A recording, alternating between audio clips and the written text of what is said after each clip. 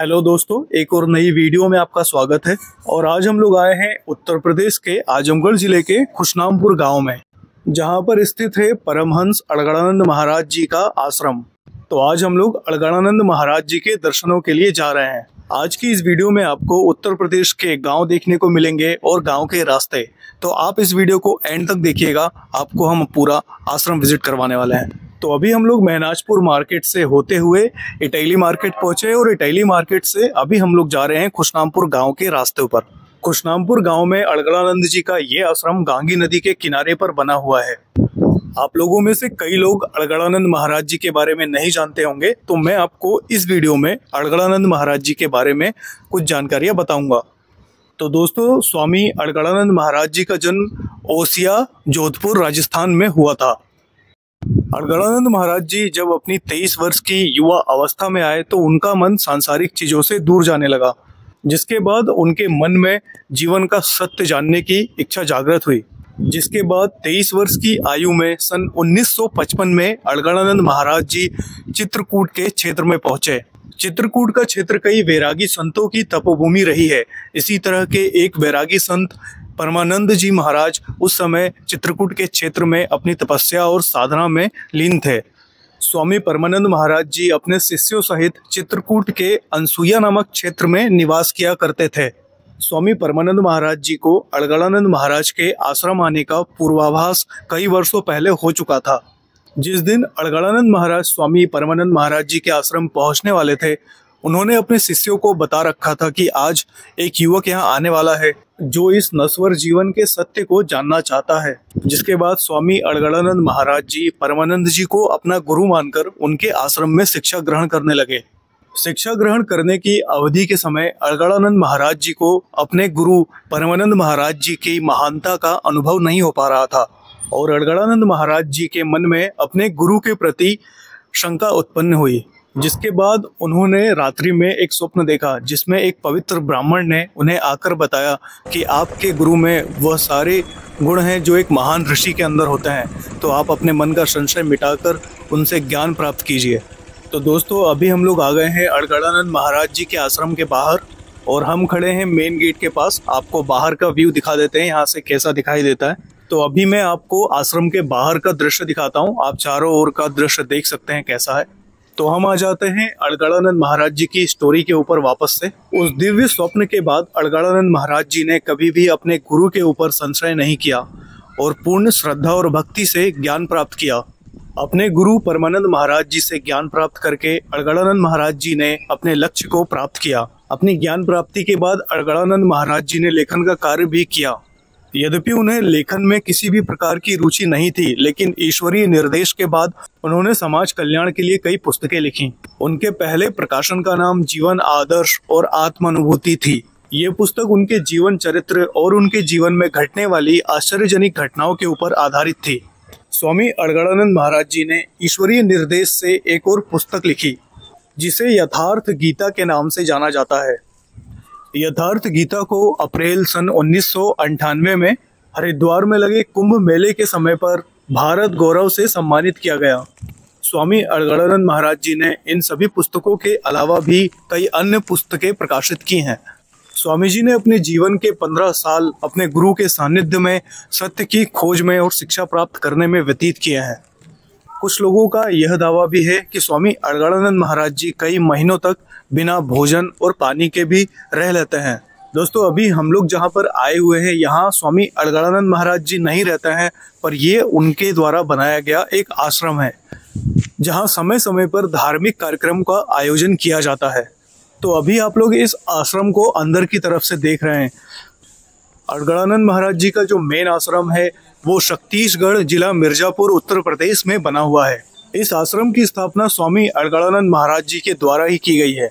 खुशनामपुर गांव में बना हुआ ये आश्रम अंदर से काफी व्यवस्थित रूप से बनाया गया है। इस आश्रम को गांव से थोड़ी दूरी पर बनाया गया है, जो कि एकांत जगह है, नदी का किनारा है, उस जगह पे इस आश्रम को बनाया गया है।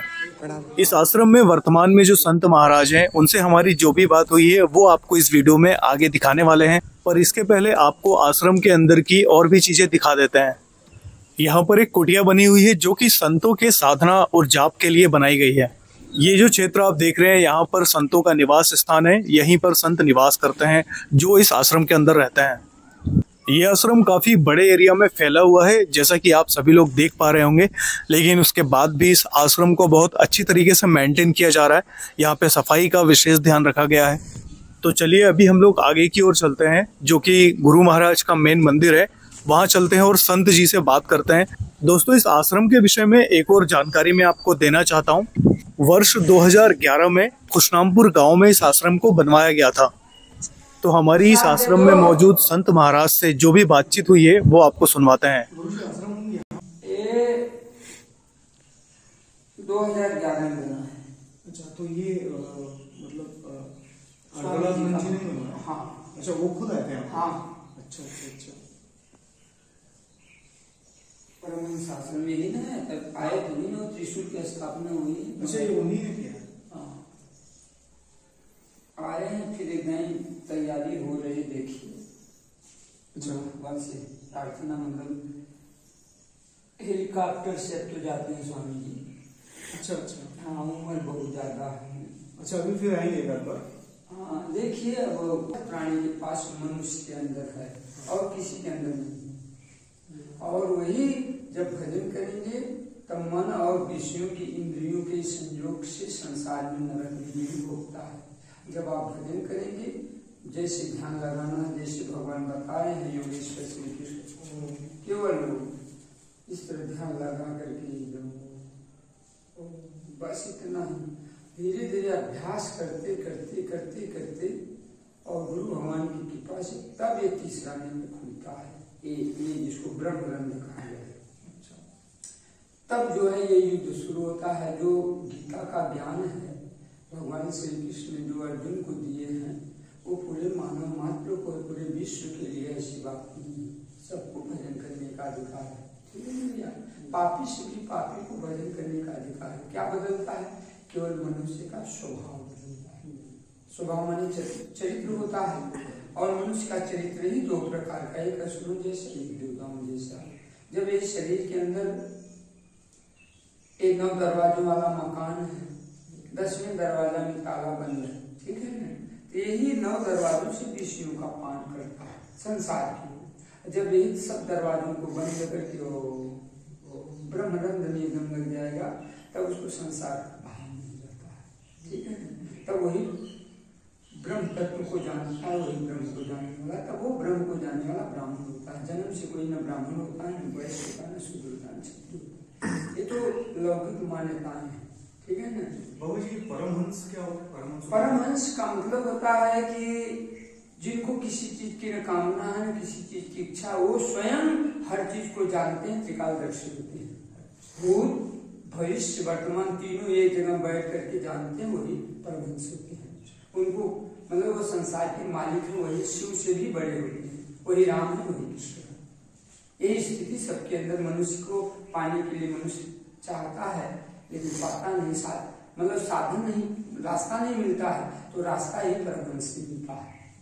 जो मतलब आत्म संत, हाँ, आत्म तत्व को जो जानता है, आत्मा को जो विदित कर लिया, वही नरक से बच जाता है, आवागमन से। उसका जन्म नहीं होता है, मृत्यु नहीं होती है। इसीलिए महात्मा बुद्ध, महावीर, स्वामी कबीर, तुलसी, जितने भी महापुरुष भजन किए, एक दिन उसी में स्थित हो, ठीक है। ये स्थिति होती है। जो ऊपर महाराज जी की फोटो, उनके गुरु हैं, ये तो गुरु शिष्य संवाद है ना। अच्छा, मतलब स्वामी जी के गुरु वो है, उनका नाम, उनका परमानंद भगवान उन्हीं का नाम है ना। स्वामी जी का नाम नीचे लिखा गया है ना, वो इनका नामकरण किए हैं। और उनके गुरु देखिए वहाँ सत्संगी महाराज जी हैं, इधर जो है लल्लू बाबा लोग कहते थे। अच्छा। हाँ, उनके गुरु होते। एक शिष्य गुरु परंपरा में आता है। जैसे आप भी अगर भगवान का शिष्य बनना चाहते हैं, आपको भगवान की जानकारी तो गुरु चाहिए कि नहीं चाहिए? बिल्कुल चाहिए, बिना तो बस वही सेवा भाव समर्पण से धीरे धीरे भजन तब जागृत होता है। यहीं से शूद्र वैश्य क्षत्रिय ब्राह्मण क्रम सोपान शुरू होता है, एक क्रम से। तो इसके लिए समर्पण चाहिए। भाई गुरु को अगर बनाना है तो गुरु के आदेश पर चलना होगा, है कि नहीं। तो इस तरह से अपना यही भजन की विधि है। गीता आप लोग पढ़िए, अच्छा, बिना नहाए धोए पढ़िए। ये नहीं कि हम नहाए नहीं धोए नहीं, उसमें 18 अध्याय गीता जो है भगवान ने ये रास्ता बताया है कि किस कैसे कैसे हम भजन करें, कैसे हम वहां तक की दूरी तय करेंगे। ठीक है ना।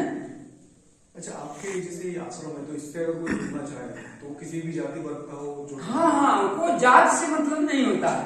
आप लोग सबको अपने, हाँ मतलब यहाँ जब यही तो है कि जहाँ जात है, पात है, भेद है भाव, वहाँ भगवान नहीं है। तो वहाँ साधु भी नहीं है। साधु बस कैसे होगा? साधु का मतलब जो उस परमात्मा को साधु, बस यही साधु है। वहाँ जात पात भेदभाव नहीं होता, चाहे हिंदू मुसलमान हो, कोई कुछ कहलाता हो, उसके लिए भेद नहीं है, चाहे स्त्री पुरुष चाहे जो भी हो। हाँ, स्त्री पुरुष का भेद, अगर स्त्री पुरुष का भेद रहा था तो माता सबरी पा गई, माता मीरा पा गई, माता मदालसा पा गई, माता सीता पा गई, माता पा गई, सती पहले जन्म में थी, दूसरे जन्म भगवान शिव को प्राप्त कर लिया। तो ये सबको भजन करने, पापी से भी पापी को भी भजन करने का अधिकार है, नहीं कि हम बड़े पापी हैं, केवल स्वभाव बदलता है। और महाराज जी, इस आश्रम में अभी कितने साधु होंगे आपके साथ? देखिए, ये तो साधु कोई बनना नहीं चाहता है, अब भगवान जिसको बना देते हैं वही बनता है, बस यही आप जानिए। आप भजन करेंगे तो भगवान खुद ही बता देंगे कि ये गुरु है, ये चेला है, आप चले जाइए वहाँ। ये बिना भजन से नहीं, आत्मा खुद बताती कि यहाँ तुम्हारे गुरु हैं, यहाँ तुम्हारे, क्योंकि आत्मा परमात्मा ब्रह्म पर्यावाची शब्द है। तो इस आश्रम में आप ही हैं? हाँ, इस समय तो हम ही हैं। अकेले आप ही हैं? अकेले भजन किया जाता है, एकांतिक सुख यही है। हाँ, ये बात तो सही है, मन तभी लगता है। हाँ, जब कहीं भी जो जंगल में ही मंगल होता है ना, तो एकांतिक सुख यही गीता में भगवान कहते हैं कि एकांतिक सुख मैं हूँ, समुद्रों में मैं, जलाशय में मैं समुद्र हूँ, सूर्य में तेज मैं हूँ, चंद्रमा में शीतलता मैं हूँ, यानी सब जगह मैं ही हूँ। लेकिन ये जीव पाना चाहता है, रास्ता नहीं मिलता है, तो रास्ता केवल गीता है। भगवान श्री कृष्ण ने श्रीमुख से गीता का उद्भव किया, उन्होंने गीता को ही धर्म शास्त्र कहा, बाकी किसी को नहीं कहा। तो जो उपदेश देते हैं हम लोग, हमारे गुरुवान कान में मंत्र देते हैं, हम लोग भी देते हैं। उपदेश माने वो सत्संग बोलते हैं, आचरण में ढालना है। बिल्कुल, सत्संग का तो वही नहीं है, सत्संग है, बस आचरण में ढालो तो चरित्र ही गाना है। बाहर शरीर पर गाना चढ़ाने से कुछ नहीं होता है, चरित्र में होना चाहिए, चरित्र होना चाहिए। और चरित्र ही मनुष्य का चरित्र से जुड़ जाता है, भगवान से जुड़ जाता है। तो यही मनुष्य का स्वभाव है, इंद्रियों का यही है, लगाव विषयों का सेवन करता है, इसलिए असुर है, दशानन है। और यही सब दरवाजों को बंद करके अंतर्मुखी हो गया तो दशरथ के पुत्र राम प्रकट हो जाते हैं हृदय में, बाहर में। इसलिए भगवान हृदय में होते हैं और यहाँ बाहर लोग खोजते हैं। ये मंदिर मस्जिद जो कुछ है ना, ये प्राइमरी की पढ़ाई है। ये बात तो सही है। अब आप जीवन में प्राइमरी में पढ़े तो उसमें आप क्या करेंगे? सही बात है। हमें रामकृष्ण परमहंस महाराज थे, उनके गुरु स्वामी विवेकानंद जी हुए नहीं, स्वामी विवेकानंद जी के गुरु रामकृष्ण परमहंस, वही उनके शिष्य हम बता रहे हैं। शिष्य माने रामकृष्ण परमहंस जी के शिष्य स्वामी विवेकानंद जी हुए, लेकिन उन्होंने उनसे कुछ नहीं मांगा, केवल मांगा प्रभु उनको ज्ञान दीजिए, बस इसके अलावा कुछ नहीं। तो ज्ञान क्या है? आत्मा के आधिपत्य में आचरण करना ही ज्ञान, इसके अलावा सब अज्ञान है। लेकिन आजकल संसार के लोग जो है, लेकिन तो वही संसार में तो उसी में आज देखिए कहां से कहां परिवर्तन होता चला जा रहा है जी। पहले क्या था, आज क्या है, आगे क्या होगा, लेकिन मनुष्य अपने को परिवर्तन करता है जी महाराज। आप बताइए पहले कैसे जमाना था, क्या था, कुएं से पानी भरना, बैलों से खेती, आज हो रहा है? नहीं यार, सब खत्म है। तो उस तरह से अपने को भी जो हमारा सनातन धर्म है, जो भगवान बताए हैं, तो सनातन तो केवल आत्मा है, आत्मा सत्य है, जीने का तरीका शाश्वत है और सनातन है। और उस आत्मा को पाने के लिए भजन किया जाता है, क्योंकि ये भगवान का अंश है ना। लेकिन भगवान का अंश है तो अंश अंशी से मिल जाएगा, तो फिर कहाँ संसार में कोई मतलब है? तो यही होता है भजन से ये युद्ध शुरू होता है जब आप भजन करेंगे तब, इसके पहले नहीं शुरू होगा। ठीक है ना? कोई भी, चाहे माताएं हो, चाहे पुरुष हो, चाहे बच्चे हो, सबके लिए अधिकार है। अगर 2 साल का बच्चा है तो उसको भी अधिकार भजन करने का है। मतलब लोगों को पहले भजन शुरू करना चाहिए। हाँ, केवल एक नाम का जाप करना चाहिए जो ब्रह्म का प्रचार। ओम, भगवान श्री कृष्ण ओम पर बल दिए हैं कि ओम का जप करो, मेरे स्वरूप का ध्यान करो। तो भगवान तो चले गए, तो किसका ध्यान करेंगे? तो सदगुरु के चरण का किया जाता है। यहीं से भक्ति शुरू होती है। सगुण से निर्गुण ब्रह्म होता है ना? तो अब इसीलिए सगुण से निर्गुण होता है, तो निर्गुण माने वही निराकार, जिसका कोई आकार नहीं है। तो जब उस स्थिति में आप आएंगे तो आप वही हो जाएंगे। जैसे महापुरुष किए हैं। तो यहाँ साधन तो कोई करता नहीं, बकवास करता है भगवान जल्दी से दिखा दीजिए, वो तो सबके अंदर है भैया, डायरेक्ट देखने की कोशिश। बस यही है, वो स्थिति सबके अंदर है। तो जब से जागो तब से ही सवेरा है ना, ये करना पड़ेगा, करने से तो कुछ नहीं होता है। आप चल के आए हैं तब ना आप पहुंचे हैं। नहीं बिल्कुल महाराज, हम लोग वैसे भोपाल से आए हैं, तो यहाँ हमारा गाँव है, तो यहाँ आए थे तो हमने कहीं। अच्छा भोपाल, यहाँ जन्मभूमि है? ये जन्मभूमि कहाँ? खुशनामपुर। अच्छा, तो हम लोग का क्या है, एक छोटा सा यूट्यूब चैनल है, तो इस टाइप की जो धार्मिक चीजें होती हैं तो हम लोग। नहीं बहुत बढ़िया है, आप लोग केवल गीता पढ़िए, किसी शास्त्र को पढ़ने की जरूरत नहीं है। भगवान श्री कृष्ण जब पहले तो पुस्तक कागज कलम था ही नहीं, आप जानते हैं ना कि कागज कलम पुस्तक नहीं था, ये श्रुति और स्मृति ज्ञान पढ़ाया जाता था, यानी गुरुकुल में मौखिक रटाया जाता था, ध्यान रखा जाता, वेद पुराण शास्त्र गुरुकुल में ब्रह्मचर्य का पालन होता था, वहाँ ये रटाया जाता था मौखिक ज्ञान, और उसको रट के अपनी स्मृति में पूरा वेद पुराण स्मृति में धारण कर लेते थे। अब वो नहीं रह गया, अब वो शिक्षा नहीं रह गई, लेकिन ये शिक्षा है महापुरुषों के यहाँ।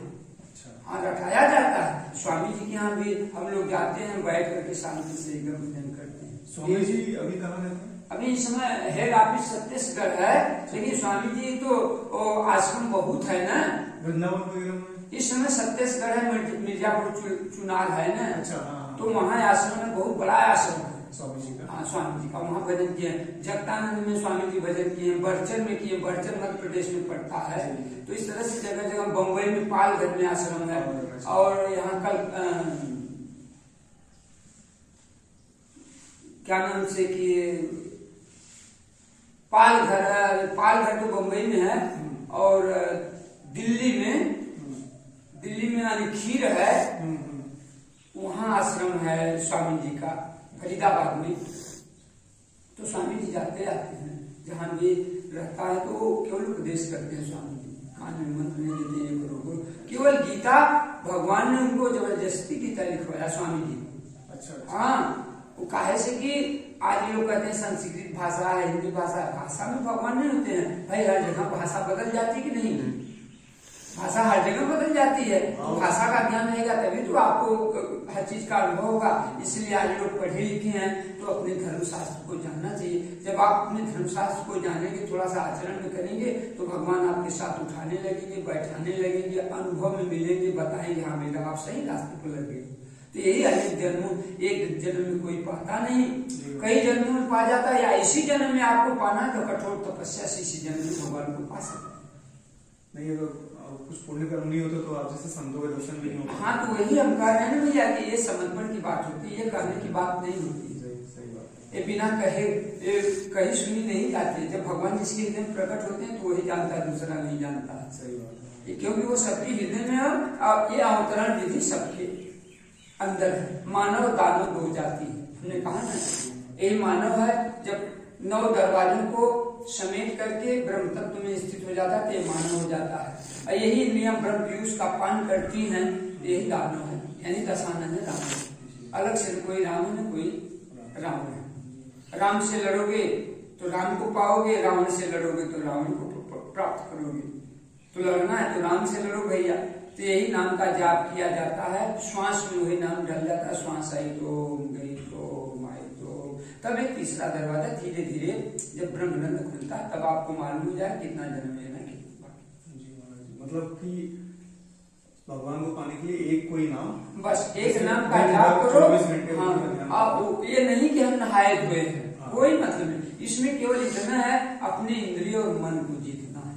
मतलब इंद्रियों को काबू करके, इंद्रियों को काबू करना, मन को धीरे धीरे गुरु के चरण में लगाओ, या महापुरुष यहाँ जा करके सेवा भाव करो, अपने आप भजन जागृत हो जाएगा, भजन होने लगेगा। ठीक है ना? आपकी ये बात हमारे चैनल के माध्यम से लोगों तक पहुंचेगी। हाँ नहीं ठीक है, आप लोग गीता पढ़िए, हम दे दे रहे हैं, बिना नहाए हुए पढ़िए। आपको उसमें सब साधना है, कैसे हमको भगवान मिलेंगे उस तरह से धीरे धीरे आप करिए। क्या खाना चाहिए, माने आपका जो स्वरूप है, आपकी आत्मा है, वो कैसे मिलेगी उसका चित्रण उसमें है। यथार्थ माने सत्य होता है। रामचरित मानस से जो है ना, इसमें भी गोस्वामी तुलसीदास जी यथार्थ का चित्रण किए हैं, लेकिन ये 7 सीढ़ियां है ना, भक्ति पथ की 7 भूमिकाएं हैं, ये 7 सोपान है ना, उत्तरकांड उत्तर है, ठीक है ना। तो ये रामचरितमानस भगवान शिव के हृदय की उपज है, ठीक है ना। शिव को तो आपने देखा नहीं है। अब आज देख लीजिए कि पत्थर की लोग मूर्ति बना के श्रद्धा स्थिर करते हैं ना, लेकिन जीवन को पत्थर की पूजा करेंगे तो वो तो उपदेश कर नहीं सकता है, बता नहीं सकता है। इसलिए मानव कहीं भी जाएंगे, मंदिर तो बहुत बने, करोड़ों मंदिर बने, ताला बंद है कि नहीं? बिल्कुल सही, बताइए। पूजा करने वाले और उस मंदिर में जहाँ के उपदेश न किया जाए, हम कहीं आप आए हैं, कुछ पूछे हैं, बता दिए ना, अब करना है आपको है ना। बिल्कुल बिल्कुल महाराज जी, आपकी आज्ञा हो गई है, अब करना तुमको ही। तो हम गीता दे रहे हैं, यथार्थ गीता पहले आप पढ़ लीजिए, 3 बार 4 बार पढ़ लीजिए। जैसे उसमें 6वां अध्याय है, कैसे भोजन करना चाहिए, कैसे ध्यान करना चाहिए, कैसे बैठ के भजन करना चाहिए। अब धीरे धीरे अभ्यास करेंगे तो यहीं से शूद्र पहला श्रेणी भक्ति की शुरू होती है। शूद्र माने पहला चरण, इसी को कलयुग कहा गया। कलयुग कोई ये नहीं है कि आज कलयुग है तो कल, आज भी सतयुग है। सत्य से वृत्ति जुड़ गई तो हम सतयुग में हैं। मतलब सत्य माने आत्मा केवल सत्य है ना। प्रेमानंद महाराज जी भी यही कहते हैं तो वही हम कह रहे हैं भैया कि सत्य यही है, भजन करो, आपको भगवान खुद बता देंगे। तो हम लोग एक ही परमात्मा सत्य है ना, वो आपके अंदर है, वही ब्रह्म है। ऐसी ब्रह्म से इंद्रियों का संयोग होता है, इसीलिए दशानन हो जाता है, योनियों में भोगता है। यही दुश्मन है अपने अंदर, ये काम क्रोध लोभ मोह मद मत्सर, इनको मारना। जब ये मरेंगे तब परमात्मा की जानकारी होगी। अरे हम बाहर को लड़ते हैं, हमारा धर्म है, हमारा धर्म है, धर्म तो एक ही है ना, केवल एक धर्म है, सनातन धर्म। और सनातन क्या है? आत्मा। आत्मा को अग्नि नहीं जला सकती, जल गीला नहीं कर सकता, आकाश अपने में समाहित नहीं कर सकता, वो आपके पास है। तो ये शरीर वर्तमान में आपको मिला, तो आप भजन करेंगे तो बीच का नाश तो नहीं ना होगा। अगर शरीर छूट जाएगी तो फिर जहां से साधन छूटा फिर वहीं से भजन शुरू हो जाएगी। और यही कई जन्मों में करते करते एक दिन पहुंच जाएंगे वहां, जैसा नाम परम गति परम धाम है। यही महात्मा बुद्ध ने किया, महावीर स्वामी ने किया, का भूसुंडी जी और हमारे स्वामी जी, मतलब दादा गुरु 7 जन्म का ज्ञान था। तो जो भी भजन करेगा उसको जानकारी हो जाएगी, और वो जीते की मुक्ति होती है, मरने की बात नहीं होती है। जो लोग कहते हैं मरने की मुक्ति होती, कुछ नहीं, सब बकवास है, ठीक है ना भैया। इसलिए अगर दुर्लभ मानव तन मिला है तो इसकी सार्थकता यही है कि अनित्यम सुखम लोक एवं प्राप्त भजत सुमान, सुख रही क्षण भंगुर। इन दुर्लभ मानव तन को पाकर किसका भजन कर? मेरा भजन कर। यही भगवान गीता में तो आत्मा को जानकारी हो जाएगी तो फिर नरक नहीं भोगेगी, फिर अपने स्वरूप में अंशंसी से मिल गया तो फिर क्या जरूरत है? ये जीते जी होता है, तो हर काम जीते जी होता है। और इस भौतिक संसार में सब लोग भागी तो रहे हैं, किसी को शांति तो है नहीं। कहाँ भाग रहे पता नहीं। अरे संसार में भाग रहे हैं, अरे भाई सबको तो बोलते हैं हमारे हैं हमारे हैं, लेकिन गीता में भगवान कहते हैं शरीर भी आपका नहीं है, ये तो एक वस्त्र है, एक फट गया दूसरा धारण करेगा, दूसरा फट गया तीसरा धारण करेगा। इसीलिए तो ये मिला मानुष्य तन, ये जीवात्मा है ना। 84 लाख योनि भटकते भटकते आया इस मनुष्य तन में, हाँ? और इस मनुष्य तन की सार्थकता क्या है? कम से कम भगवान को तो प्राप्त कर दें। तो भगवान अलग से नहीं है, आप उन्हीं के अंश हैं।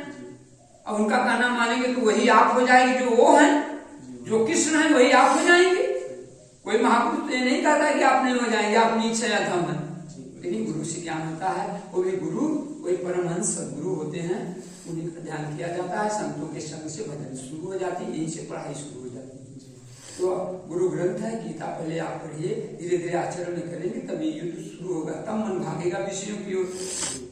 तब इस मन को समेट के लिए आना चाहिए कि इतना दिन से आया भगवान का भजन करने के लिए, क्या भगवान के नाम पर कलंक लगाएगा? इस मन को समझाओ, धीरे धीरे गुरु के चरण में बांधो, धीरे धीरे तब मन बस होगा। जब मन बस होगा तब इंद्रिय बस होगी। जब तक मन बस नहीं होगा तब तक इंद्रिय बस नहीं हो सकती। तो मन के जीते जीत है, मन के हारे हार। तो मन के नेत्र हजार, मन भागता है। मन ही आके जगत बना के ऊंच नीच तन पाया, अब मन ही स्वर्ग नरक भुगतावे, मन से आया जाया संतो मन सबको भरमाया। कितना तेज है, मोबाइल से तेज भागेगा, तुरंत कहीं से कहीं निकल जाए, वही नहीं कर भैया। तो ये मन जब संयम होगा तब इंद्रिय संयम होगी। तो इस तरह से धीरे धीरे, ये नहीं कि आप अछूत हैं पापी हैं, धीरे धीरे अपना साधना में लग जाओ, धीरे धीरे भजन करो, नाम का जाप करो, हर समय खाते पीते उठते जागते सोते बैठते लैट्रिन बाथरूम, जब भगवान आपके श्वास में चलते हैं, 21,600 माला चलती है श्वास 24 घंटे में। और वही गीता में भगवान बताएं, पहले बोल के भजन करो, फिर धीरे से कंठ का सहारा लेके श्वास में ढालो, फिर मन को धीरे धीरे संयम करो, 10 मिनट 15 मिनट धीरे धीरे बढ़ाते बढ़ाते एक दिन धीरे धीरे श्वास प्रश्वास का आयोजन करते करते इस श्वास के अंदर आपको परमात्मा का ज्ञान होगा, ये ब्रह्मांड खुल जाएगा तब आपको, क्योंकि ये शरीर का चित्र है। और 84 लाख योनि में सबसे उत्तम योनि मनुष्य मनुष्य, अब मनुष्य ही कर्मों का रचयिता है और पूरा गीता कर्म पर है, ठीक है ना। गीता में कर्म पर ही वर्णन है 18 अध्याय, और कर्म का मतलब होता है एक परमात्मा के प्रति समर्पित हो जाना। कर्म माने आराधना, कर्म माने चिंतन, कर्म माने भजन, अपने आराध्य को अपने परमात्मा को अपने बस में करना, क्योंकि वो ब्रह्म ही तो परमात्मा है, वो सबके अंदर है, व्याप्त है। तो इसलिए अब आप लोग पढ़े लिखे हैं, थोड़ा सा गीता पढ़िए, एक परमात्मा में किसी का कहना मत मानिए, केवल गीता से आचरण करिए, क्योंकि धर्म तो एक है, दूसरा कई धर्म नहीं, कोई धर्म नहीं होता है, एक ही धर्म, एक व्रत नियमा, कान वचन मन पति पद ब्रह्म, पति माने होता है गुरु, उनके चरणों में प्रेम, यही है ध्यान मूलम गुरु मूर्ति, पूजा मूलम गुरु पदम, मंत्र मूलम गुरु वाक्य, मोक्ष मूलम गुरु, तो बिना गुरु से कृपा नहीं होती है। तो यही जीवात्मा को अंधकार से प्रकाश की ओर जो करते वही गुरु होते हैं, है ना। हर सारी लाइन के गुरु हैं भाई, हमने आपको भोजन बनाना तो भोजन वाले गुरु के यहाँ जाना होगा, इंजीनियरिंग सीखना तो इंजीनियरिंग वाले गुरु के यहाँ जाना है, ड्राइवरी सीखना ड्राइवर वाले गुरु के यहाँ जाना होगा, अगर भवसागर से पार होना है तो सदगुरु के पास जाना होगा, ठीक है। वो सत्य का बोध करा देंगे, और सत्य केवल आत्मा है, आप सबके अंदर वो है, इसलिए ये चरित्र की बात है। भगवान राम भी यही कहते हैं, प्रातः काल उठ के रघुनाथा माता पिता गुरुनाथ, पहले गुरु तो माता पिता होते हैं, लेकिन आपकी उम्र तो 18 से कम नहीं है, नहीं 18 से कम नहीं, तब आप बालिग हो गए हैं, तो 18 साल तक माता पिता का आदेश चलता है जी। इसके बाद वो बच्चा खुद सोचता है कि हम क्या करें जी। तब वही जाता है संतों के शरण में, दंड प्रणाम करता है, भजन सेवा में शुरू हो जाता है।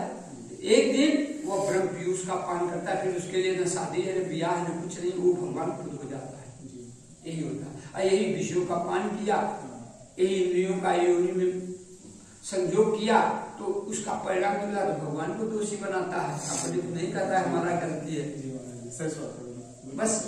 तो अपने अंदर झांक के देखो कि हम ही बुरा है, बुरा कोई नहीं है। अगर हम बुराई से बच जाएंगे तो परमात्मा ही शेष है, इसकी जानकारी हो जाती है ना। नहीं, बहुत बढ़िया है, आप लोग गीता केवल पढ़िए, 3 बार पढ़ लीजिए, फिर जैसे साधन उसमें लिखा गया है फिर आचरण में डालिए, सुबह शाम बैठ करके मोबाइल बंद करके आधा घंटा 10 मिनट ओम का जाप करिए, केवल ओम नमः शिवाय प्रार्थना है ना, ओम नमो भगवते वासुदेवाय प्रार्थना है ना, ओम भूर्भुवः स्वः तत्सवितुर्वरेण्यं भर्गो देवस्य धीमहि धियो यो नः प्रचोदयात्, एक प्रार्थना है।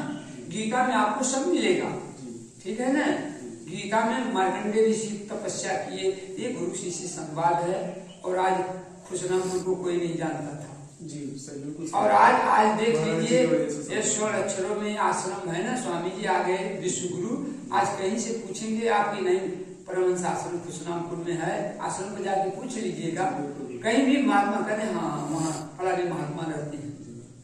तो पहले परिवर्तन होना है, पहले सब लोग कहते थे आज परिवर्तन नहीं, आज जवान की कीमत किसी की है, बोलो। तो आदमी की जवान की कीमत होती है, कहना ना कि सदा चलिए प्राण जाए पर वचन जाए, लेकिन रोज वचन बिगड़त चल। ये बात तो सही है।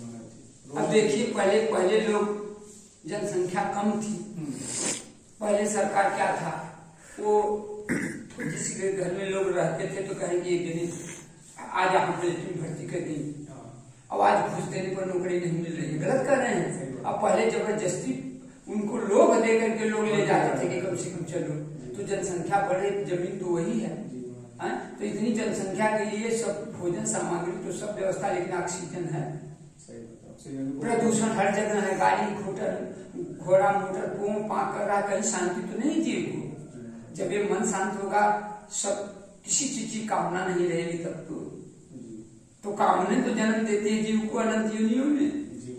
कामना माने इच्छा होती है, ये हो जाए, ये हो जाए, हो जाए, ये मर गया तो कहाँ भगवान का भजन नहीं किया। यही गीता भगवान का इच्छा काया, इच्छा माया, इच्छा जब उपजाया कर कभी जे इच्छा विवर्जिता का पान पाया। तो इच्छाओं से जो उपराम हो गया कोई पा जाए भगवान। बस इच्छा को रोकना है। विष्णु पितामह को इच्छा मृत्यु थी कि नहीं थी? उनके पिता ने दिए थे, लेकिन उन्होंने ब्रह्मचर्य का पालन किया। अपने पिता की शांति के लिए उन्होंने शादी नहीं किया। वही जो महाभारत है उसी का माध्यम से भगवान ने यथार्थ गीता का चित्रण किया। तो युद्ध अंतःकरण की लड़ाई है, शरीर की लड़ाई है, इंद्रियों और मन की लड़ाई है। जब आप लड़ेंगे मन से तब भजन में बैठेंगे। दोस्तों, आपको हमारी ये वीडियो कैसी लगी आप हमें कमेंट करके बता सकते हैं। अगर आपने हमारा चैनल सब्सक्राइब नहीं किया है तो आप इस चैनल को सब्सक्राइब कर लीजिए, क्योंकि इसी तरह की और भी वीडियोस हम आपके लिए लेकर आते रहते हैं। दोस्तों, संत महाराज से बातचीत करने के बाद संत महाराज ने हमें यथार्थ गीता की 2 पुस्तकें दी हैं। उन्होंने कहा कि अगर आप इसे पढ़ना चाहते हैं तो पहली पुस्तक आपको बिल्कुल फ्री में दी जाएगी, जो कि आप आश्रम आकर यहाँ से ले सकते हैं। तो आज की इस वीडियो में इतना ही। हम आपको मिलेंगे एक और नई वीडियो में। तब तक के लिए जय सिया राम।